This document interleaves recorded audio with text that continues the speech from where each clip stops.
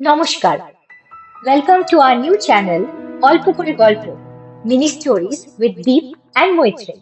Hi, I'm Deep. Hi, আমি মৈত্রেয়ী। শুরু করছি আমাদের দ্বিতীয় এপিসোড। গল্পের নাম সেদিন সে রাতে, দ্যাট ডে দ্যাট নাইট। স্টেশনে নেমে হনহন করে এগিয়ে গেল সুরজিৎ।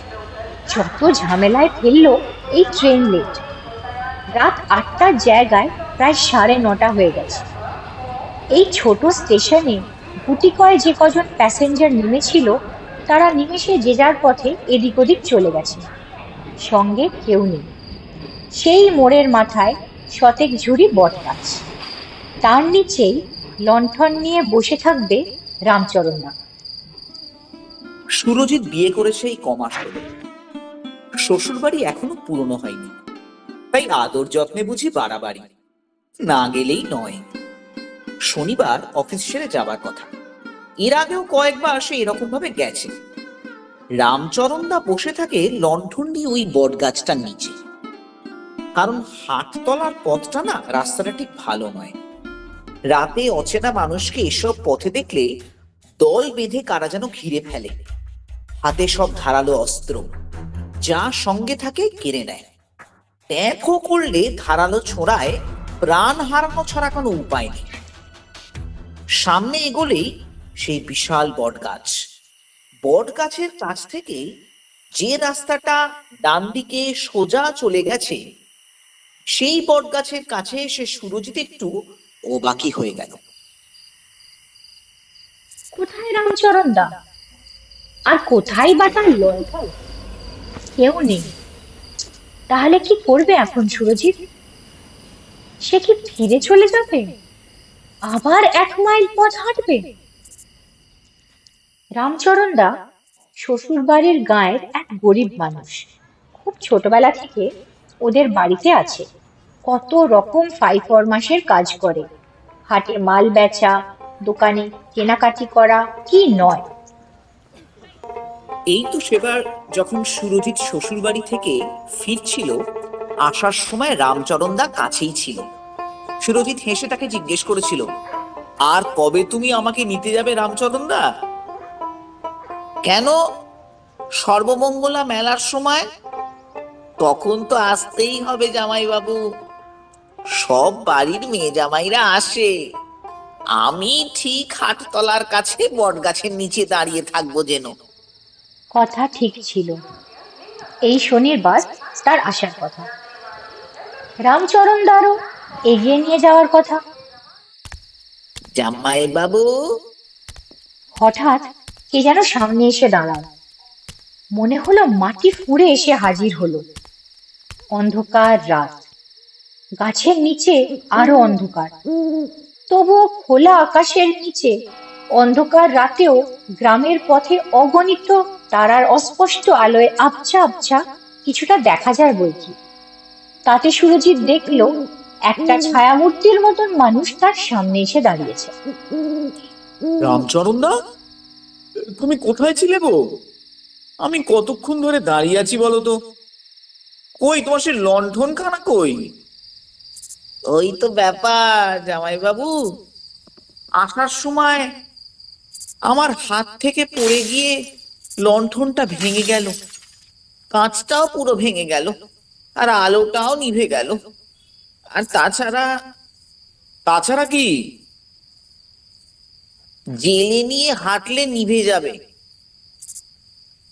এই বলে রামচরণদা তার হাতটাকে তুলে ধরল। কাঁচ ভাঙা লণ্ঠনের প্রোফাইল অস্পষ্ট দুলতে থাকলো সুরজিতের চোখের সামনে। চলো চলো, আর দেরি করো না তো, যেতে হবে অনেকটা পথ।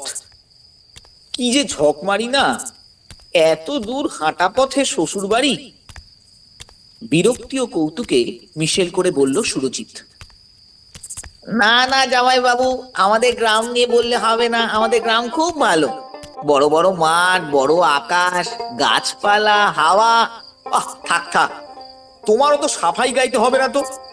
হন হন করে চালাও, পা চালাও দেখি, অনেকটা রাস্তা যেতে হবে। দুজনে হেঁটেই চলল নানা কথাবার্তায়। তোমাকে দেখতে না পেয়ে কি যে অস্বস্তিতে পড়েছিলাম না রামচরণ দা, তা বলার কথা নয়। যদি না আসতে। আরে আসবো না কেন? আমি তো তোমাকে নিয়ে প্রতিবারই যাই নাকি, হ্যাঁ? তাছাড়া সেদিন বললাম না তোমাকে আমি এগিয়ে নিয়ে যাব। তা ঠিক বটে, তুমি ঠিকই বলেছ। যেতে যেতে রামচরণ দা একটু দাঁড়িয়ে পড়ল। আবার এগিয়ে যায় রামচরণ দা। পিছনে পিছনে সুরজিৎ হাঁটছে হাঁটছে, তারা হেঁটেই চলেছে। পাড়ার ভেতর কুকুরের ভৌ ভৌ, মাঠের মাঝে শিয়ালের ডাক। তারা হাঁটছে। জামাইবাবু একটু এগিয়ে চলো। এই বলে একটু পিছিয়ে গেল রামচরণ। তারা তখন বাড়ির কাছাকাছি এসে গেছে। আরে ফটিক, তুই যাসনি? কোথায় ছিলিস রে এতক্ষণ? এখন এসে বলছিস আমি যাইনি? এই পথে এগিয়ে আনতে আমার খুব ভয় করে। তা আগে বলিসনি কেন? অন্য কাউকে পাঠাতাম। এখন কি করে জামাইবাবু আসবে বলতো? দোকানদার এই কথাই বলল। ততক্ষণে সুরজিৎ দোকানের সামনে এসে হাজির হয়েছে। কয়েকজনের উল্লসিত স্বর, তারা সমস্বরে চেঁচিয়ে উঠল, ওই তো এসে গেছে জামাইবাবু, এসে গেছে, এসে গেছে, এসে গেছে। স্ত্রী কাঁদো কাঁদো গলায় বলল, রামচরণদা থাকলে কি আর এই ফটিককে পাঠাতে হতো? এই বলেই তো। কোথায় গেছে তোমাদের রামচরণ দা? আরে আমাকে তো এগিয়ে নিয়ে যাওয়ার কথা ছিল সেদিনে। স্ত্রী ফুপিয়ে কেঁদে ফেলল।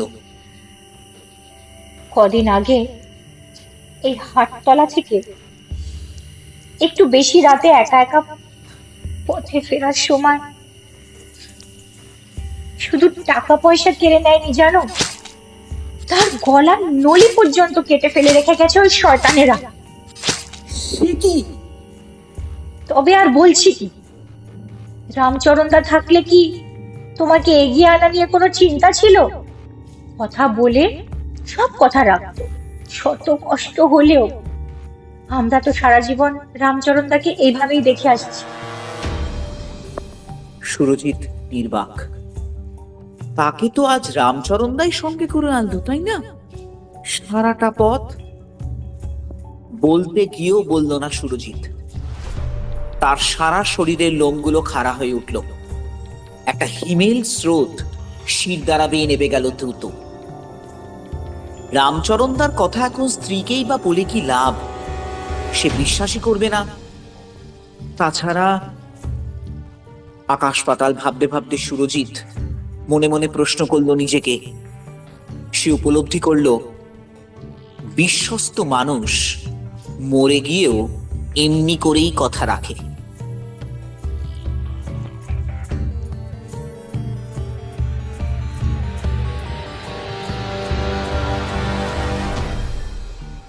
আজকের গল্প সেদিন সে রাতে, দ্যাট ডে দ্যাট নাইট, এখানে শেষ হলো। আপনাদের কেমন লাগলো জানাতে ভুলবেন না কিন্তু। আর হ্যাঁ, আমাদের নতুন চ্যানেল অল্প করে গল্প mini stories with Deep and মৈত্রেয়কে লাইক করুন, শেয়ার করুন, সাবস্ক্রাইব করুন।